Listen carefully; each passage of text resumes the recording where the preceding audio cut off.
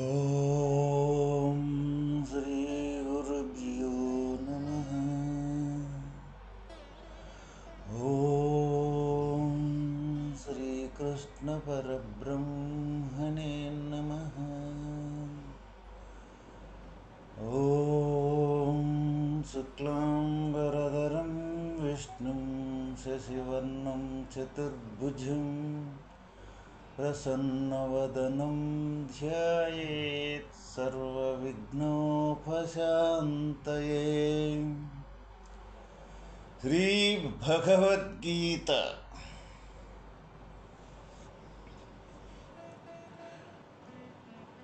భక్తులపై భగవానుడు కరుణావర్షము కురిపించుచుండా అఖండమగు ఆ బోధను విని అర్జునుడు తన ఆనందాతిరేకమును ఆపుకొనచాలక భగవానుని ప్రకారముగా స్తోత్రము చేయదొడంగెను. గురువుల ఎడల ఇట్టి అనన్య భక్తి కలిగి ఉన్నప్పుడే గురువాక్యము శిష్యునకు చక్కగా హృదయంగము కాగలదు. ఎవరైతే మనకు పెద్దలు గురువులు ఉన్నారో వారు చెప్పిన ప్రబోధము మనకి సంపూర్ణంగా పట్టాలి, మన హృదయమునకు మనకి అర్థం కావాలి అంటే వాళ్ళపైన పూర్ణ విశ్వాసం అంటూ మనకు తప్పనిసరిగా ఉండాలి. అదే అర్జునుడు ఇక్కడ మనకి ఈ లోకానికి సంబంధించి మన తరపున భగవానుని వాక్యము పైన ఎంత శ్రద్ధ భక్తి ఉన్నదో అన్న విషయాన్ని మనకి ఇక్కడ తెలియజేయటం జరుగుతూ ఉన్నది. ఎవరైతే తన ఆనందాన్ని ఆపుకొనజాలక భగవానుడు పెద్దలు చెప్పిన యొక్క విషయాన్ని అవగతమైనప్పుడు ఏ విధంగా మనకి ఆనందం అనేది ఉప్పొంగుతూ ఉంటుంది అంటే, ఏ విషయాన్ని అయితే మనం విని అది మన సొంత అనుభవములో మన జీవితములో అది సంపూర్ణంగా ఇది సత్యము, ఇంతకన్నా వేరే సత్యము లేనే లేదు అని ఎవరైతే అక్కడ సత్యం కాడ నిలబడి అటువంటి భావనతోటి మన కార్యకలాపం ఏదైతే మనం జరుపుతూ ఉంటామో అంతకన్నా వేరే సత్యము లేదని మనకి గోచరమైనప్పుడు అప్పుడు మన ఆనందానికి అదుపే ఉండదు. ఎందుకు అంటే సత్యం కంటే మించిన యొక్క గొప్పది ఈ భూమండలం లేనే లేదు గనుక అటువంటి సత్యాన్ని ఎవరి ద్వారా, ఏ గురువుల ద్వారా మనం పొంది ఆ పొందిన యొక్క విషయాన్ని మన జీవిత అనుభవంగా మనకి ఎప్పుడైతే తయారవుద్దో అప్పుడు మన ఆనందం అనేది అదే వాస్తవమైన ఆనందం. అది ఎప్పుడూ శాశ్వతమైన ఆనందం. ఎందుకు అది శాశ్వతమైన ఆనందము అంటే అంతకన్నా ఈ భూమి మీద రెండవది లేదని మనకు అర్థమైపోతూ ఉంటుంది. ఏది చూసినా కానీ ఇదంతా కూడా కాలానికి లోబడి ఉన్నదే. అంటే ఒకరోజు కనపడి ఒకరోజు కనపడకుండా పోయేదే ఈ దృశ్య రూపకం మొత్తం కూడా.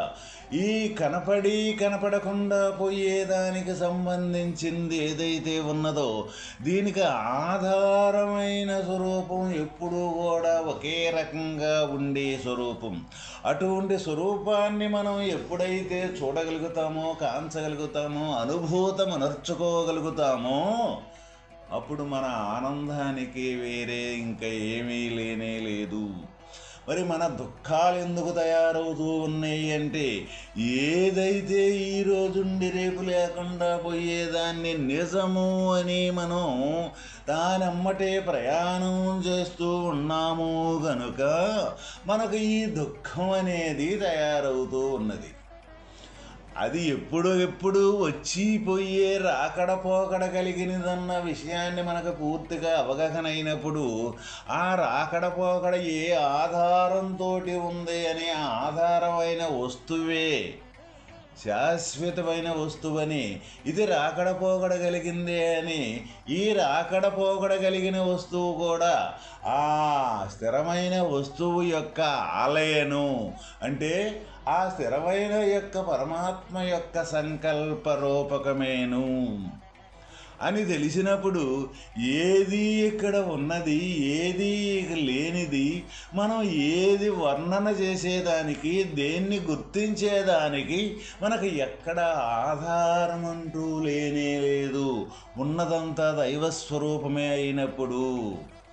అందువల్ల ఇక్కడ అర్జునుడు ఆ భగవానుడు ప్రబోధం విని తన ఆనందానికి అంతు లేకుండా ఆపుకొనజాలక ఈ ప్రకారముగా స్తోత్రము చేయుచున్నాడు అని మనకి తెలియజేయటం జరుగుతూ ఉన్నదయ్యే అన్నమాట. అందువల్ల ప్రతి ఒక్కరికి కూడా పెద్దల యందు ఎందుకు మనకు సనాతనం నుంచి పెద్దల యందు భక్తి శ్రద్ధ, గురుభక్తి, గురువుల యొక్క శ్రద్ధ, వాళ్ళ వాక్కు పైన వాళ్ళ మాట పైన వాళ్ళు చెప్పే విధానాన్ని మనకి అటువంటి భక్తి శ్రద్ధలు ఉంటేనే మనకి అది అంతర్గతంగా స్థిరంగా నిలబడగలిగేదానికి ఆస్కారం ఉన్నది. అటువంటి శ్రద్ధాభక్తులంటూ లేకపోతే గురువాక్యం యందు అక్కడ జరిగేది ఏమిటంటే, నేను నాది అనే అహంకారంతో కూడుకున్న భావనలే మనకు ఉంటాయి. కాబట్టి ఆ భావనలు అనేది భక్తి శ్రద్ధలతోటే తొలగిపోతాయి, కానీ వేరే ఇంకొక మార్గం అంటూ లేనే లేదు. ఎందుకు అంటే ఈ అహం స్వరూపం అనేది కనపడేది కాదు. అందువల్ల కనపడకుండా ఉండే ఈ అహాన్ని అది కనపడకుండానే పోవాలి అంటే అది మన గురువాక్యం మీద సత్యం మీద మనకు భక్తి శ్రద్ధలు కలిగినప్పుడే, ఆ నిరంతరం ఆ భగవంతుని యొక్క ఆధారం తప్ప వేరేది లేదని దృఢమైన నమ్మకం భక్తి మనకు కలిగినప్పుడే ఈ అహం అనేది కనపడకుండా ఉండేది అది కనపడకుండానే తొలగిపోయేదానికి ఆస్కారం ఏర్పడుద్ది. అప్పుడే మనకి ఇక నేను నాది అనే భావన అనేది సంపూర్ణంగా తొలగిపోతే ఉండేది వాస్తవమైన పరమాత్మ యొక్క స్వరూపమే. కాబట్టి అర్జునుడు అటువంటి అనుభూతిని, అటువంటి ఆనందాన్ని పొంది ఉప్పొంగిపోయాడు అని మనకి ఇక్కడ తెలియజేయటం జరుగుతూ ఉన్నది. సర్వమేతదృతం మన్యే యన్మాం వదసి కేశవ నహితే భగవన్ వ్యక్తిం విదుర్దేవానదానవః. ఓ కృష్ణ, దేనిని మీరు నాకు చెప్పుచున్నారో అది అంతయు సత్యమని నేను తలంచుచున్నాను. ఓ భగవంతుడా, మీ యొక్క నిజస్వరూపమును దేవతలు గాని అసురులు గాని ఎరుంగజాలకున్నారు గదా. ఏదైతే మీరు చెప్పుతూ ఉన్నారో అది అంతయు నేను సత్యమనేది తలంచుచున్నాను.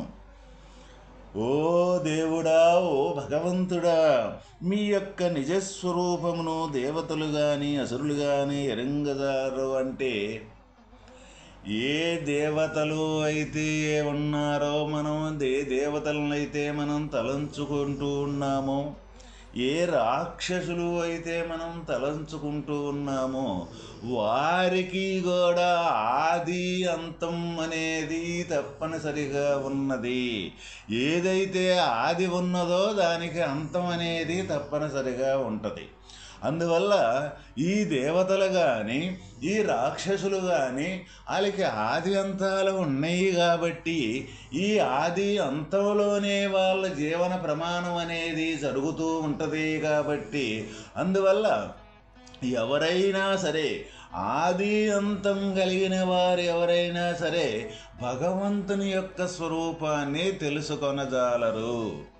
ఎటువంటి పరిస్థితుల్లో కూడా ఈ చావు పుట్టుక ఉన్న యొక్క లక్షణం ఏదైతే ఉన్నదో ఇది వాస్తవమైన భగవంతుని మట్టికి తెలుసుకొనజాలరు, భగవంతుని దగ్గరికి చేరలేరు.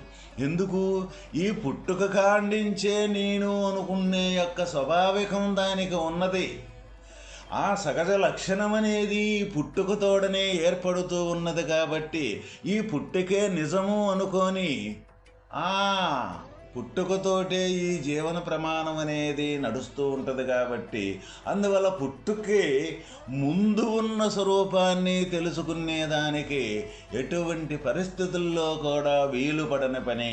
అందువల్ల ఇక్కడ భగవానుడు అర్జునుడు మనకి ఏ రూపగాని అసురులు కానీ దేవతలు కానీ మీ యొక్క స్వరూపాన్ని తెలుసుకొనజాలరు అని మనకి ఇక్కడ తెలియజేయటం జరుగుతూ ఉన్నది.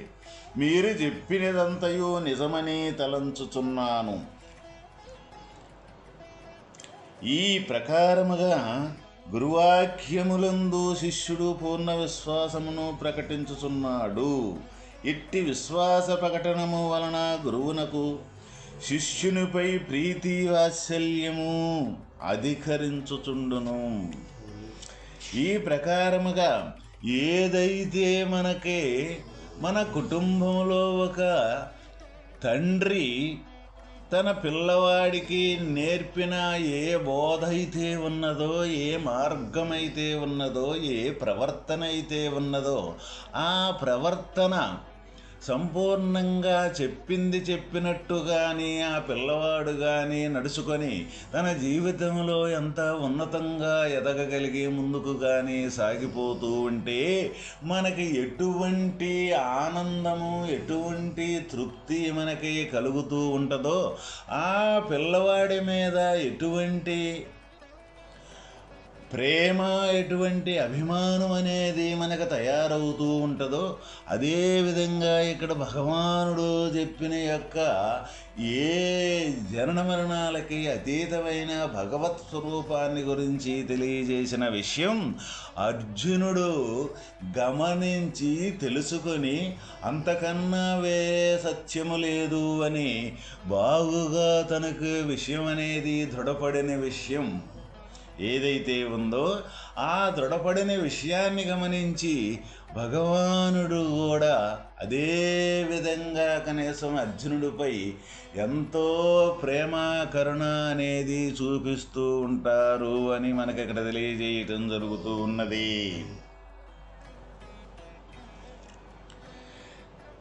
కథం విద్యామహం యోగిం తాం సదా పరిచింతయన్ కేషు కేషు భావేషు చింత్యోసి భగవన్మయ. ఓ యోగేశ్వర, నేనెల్లప్పుడూ ఏ ప్రకారముగా ధ్యానించుచు మిమ్ములను తెలుసుకొనగలను. భగవంతుడా, ఏ ఏ వస్తువులందు మిమ్ము నేను ధ్యానింపవలెను? అతి సూక్ష్మమగు దైవతత్వము సామాన్యముగా జనులకు వెంటనే అనుభూతము కాదు గనుక సాధకుడు ప్రారంభ స్థితి యందు తన మనస్సును ఒకానొక భగవత్ సంబంధమైన పవిత్ర వస్తువునందు లేక మూర్తి యందు కేంద్రీకరించి కొంతకాలము ధ్యానము అభ్యసించవలేను. క్రమముగా చిత్తేకాగ్రతను సంపాదించిన మీదట ఈ నిరాకార నిర్గుణ తత్వమును గూర్చి విచారింపవచ్చును. మనము ఈ భగవత్తత్వము అతి సూక్ష్మము కనుక ఈ దైవతత్వము సామాన్యముగా జనులకు వెంటనే అనుభూతము కాదు. ఎందుకు అంటే సూక్ష్మములో కన్నా అతి సూక్ష్మమైన వస్తువు భగవంతుని యొక్క స్వరూపము. అంటే అంతకన్నా సూక్ష్మమైన వస్తువు ఇక లేనే లేదు. మనం ఎన్ని రకాలుగా లెక్కించినా, ఎన్ని రకాలుగా ఏర్పాటు చేసుకున్నా ఒక ఎంత మట్టికి మన దృష్టి వెళుతూ ఉన్నదంటే, ఇప్పుడు మన సైన్స్ ప్రకారంగాని తీసుకున్నట్లయితే అణువులు అని, పరమాణువులు అని, ఈ పరమాణువుల్లో కూడా ఎలక్ట్రాన్లు, న్యూట్రాన్లు, ప్రోటాన్లు అని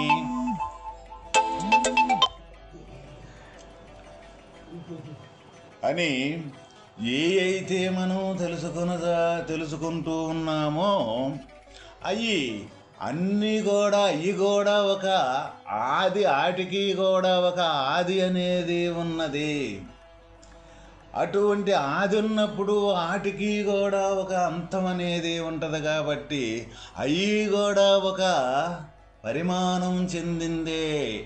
కాబట్టి ఈ సూక్ష్మం అంటే అంత ఆటికి కూడా ఆది యొక్క స్వరూపం, అంటే ఆటికన్నా కూడా ముందున్న స్వరూపం ఏదైతే ఉన్నదో అదే ఇక్కడ భగవంతుని యొక్క స్వరూపము.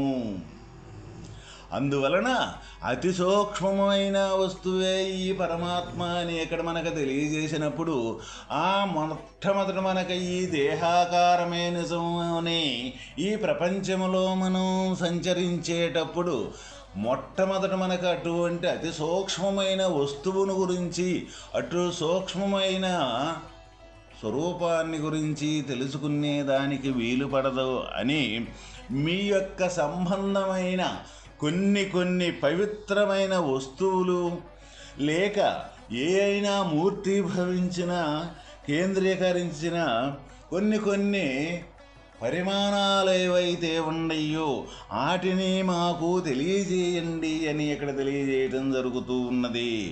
ఎందుకంటే నిరాకార నిర్గుణతత్వమును గూర్చి విచారించేదానికి మొదటనే మనకి ఆకార రూపకంగా మన జ్ఞానం ఏదైతే ఉందో అది నిరాకారం యొక్క స్వరూపాన్ని తెలుసుకోవాలి అంటే తప్పనిసరిగా ఈ ఆకారాన్నే తప్పనిసరిగా విచారించవలసినదే. ఎందుకు అంటే ఆకారం అనేది నిజము అని మనం ప్రయాణం చేసేటప్పుడు ఇది ఏ విధంగా నిజము అనుకుంటూ ఉన్నామో ఇది నిజం యొక్క స్వరూపం మనం బాగుగా తెలుసుకోవాలి అంటే ఇది నిజం కాదు అని తెలుసుకున్నప్పుడే మన దీని మీద మమకారం మనకి వదిలిపోతూ ఉంటుందన్నమాట. ఎప్పుడైతే నిజం అనుకున్న దాన్ని నిజం కాదని మనకు తేలినప్పుడే అది ఏ విధంగా తేలుద్ది, అది అనుభవపూర్వకంగా తప్పనిసరిగా తేలితే తప్ప ఎటువంటి పరిస్థితుల్లో కూడా ఇది నిజం కాదు అని ఎవరమూ కూడా వదలలేము. కాబట్టి అందువల్ల ముందు మనం ఇది నిజం అనుకొని మన జీవితం మొత్తం ప్రయాణం చేస్తూ ఉన్నాం. కాబట్టి దీనికి సంబంధించిన ఏదైనా కొన్ని భగవంతుని యొక్క స్వరూపం అంతటా అన్ని స్వరూపాలు కూడా ప్రపంచం మొత్తం కూడా భగవంతుని యొక్క స్వరూపం అయి ఉన్నప్పటికీ వాటిల్లో కొన్ని ప్రతిమలు కానీ భగవంతుని యొక్క పేరుతోటి కొన్ని విగ్రహాలు కానీ లేకపోతే కొన్ని వస్తువులను కానీ ఆ భగవానుడి యొక్క చెప్పిన విధానాన్ని మనం తీసుకున్నప్పుడు మనకి వాటి మీద నమ్మకం అనేది ముందుకు ఏర్పడుతూ ఉన్నది. ఎప్పుడైతే మనకి భగవంతుని మీద నమ్మకం ఏర్పడేదానికి ముందు మనం ఈ దేహాకారంలో ఉన్న మన భావన ఏదైతే ఉన్నదో ఈ భావనతోటి మనం చూసేది ఇది భగవంతుని యొక్క స్వరూపము అని అక్కడ మనకి ఈ అహంకారము తగ్గించుకునేదానికి అక్కడ నమస్కారం అనే ఒక తల వంచి నమస్కారం చేయటం కానీ అక్కడ మన పూజా విధానం అనేది జరపటం కానీ మన మనసులో భక్తి భావన అనేది కుదిరేదానికి సంబంధించి కానీ ఇటువంటి అలవాట్లు ఏవైతే ఉన్నాయో ఈ అలవాట్లు మనం కానీ తప్పనిసరిగా మొదట కానీ మనం చేసినట్లయితే మనకి తప్పనిసరిగా ఒకరోజు ఏకాగ్రత అనేది మనకు తప్పనిసరిగా తయారవుతూ ఉంటుంది. ఎప్పుడైతే ఏకాగ్రత మనకు తయారవుద్దో అప్పుడే అతి సూక్ష్మమైన భగవంతుని యొక్క స్వరూపాన్ని మనం కాంచగలిగేదానికి సంబంధించిన వాతావరణం మనలోనే తయారవుద్ది.